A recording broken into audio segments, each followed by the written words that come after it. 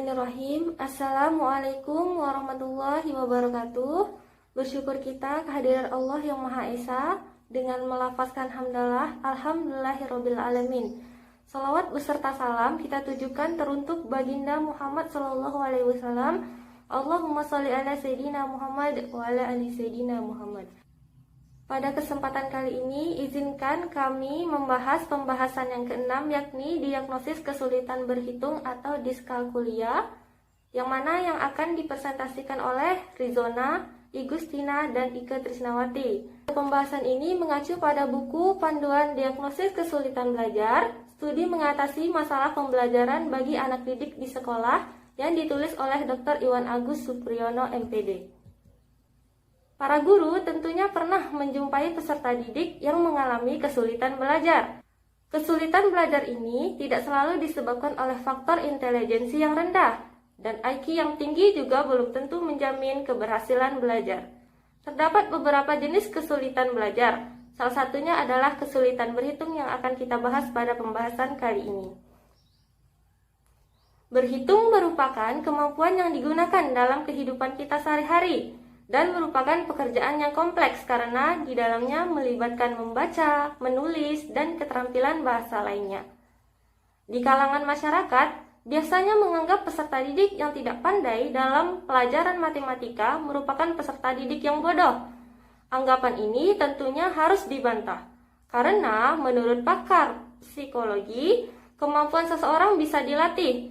Jika peserta didik tidak pandai dalam matematika, berarti peserta didik tersebut mengalami kesulitan belajar. Gangguan berhitung atau diskalkulia merupakan suatu gangguan perkembangan kemampuan aritmatika atau kemampuan matematika yang jelas mempengaruhi pencapaian prestasi akademik atau mempengaruhi kehidupan sehari-hari peserta didik.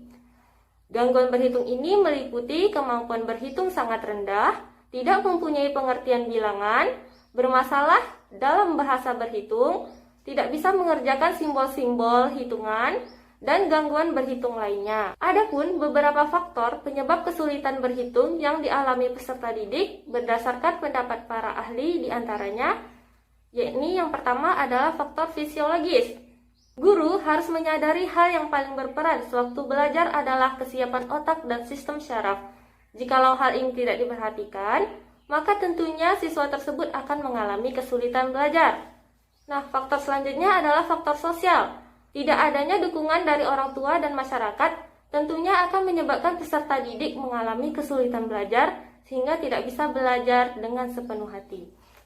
Faktor yang ketiga adalah faktor kejiwaan.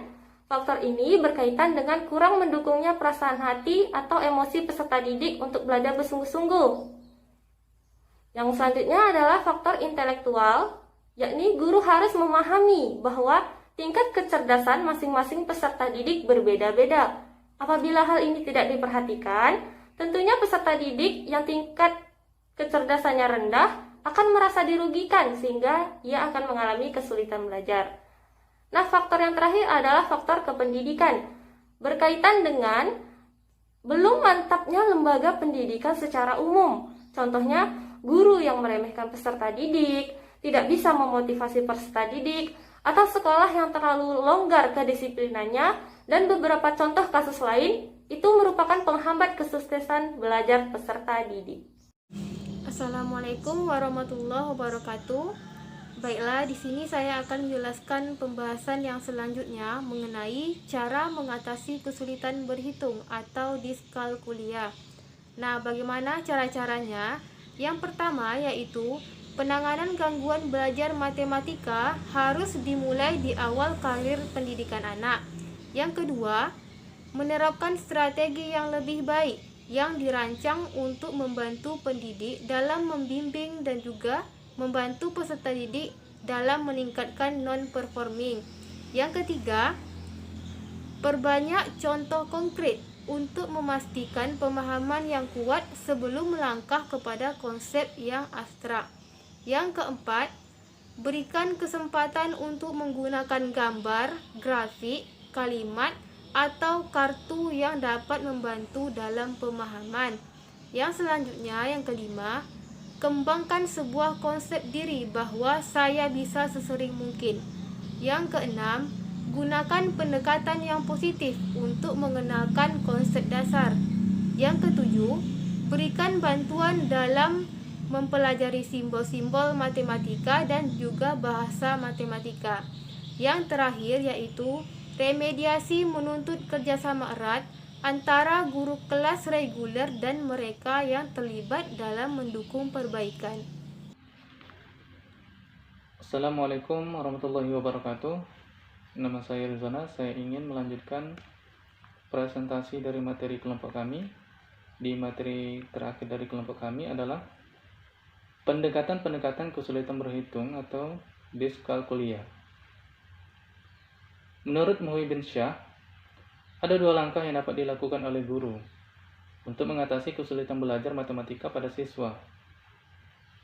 Kedua langkah pemecahan permasalahan kesulitan belajar matematika tersebut dapat dilakukan dengan dua pendekatan antara lain. Pendekatan yang pertama yaitu penanganan matematika yang intensif dapat dilakukan dengan teknik individualisasi yang dibantu tim. Pendekatan ini menggunakan pengajaran secara privat dengan teman sebaya atau peer tutoring. Pendekatan ini mendasari tekniknya pada pemahaman bahwa kecepatan belajar seorang anak berbeda-beda, sehingga ada anak yang cepat menangkap dan ada juga yang lama.